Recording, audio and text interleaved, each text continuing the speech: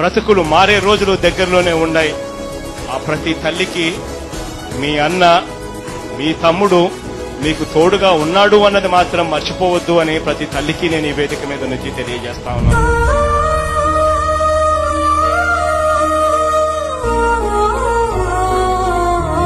ప్రతి తల్లికి చెప్తా ఉన్నా, అమ్మా మీ పిల్లలను మీరు కేవలం బడులకు పంపించండి.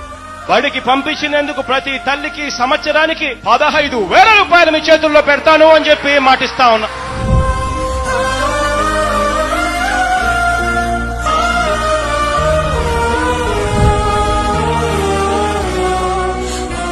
మా అమ్మకి అమ్మఒడి పథకం ఉండుంటే నేను కూడా చదువుకునేదాన్నేమో.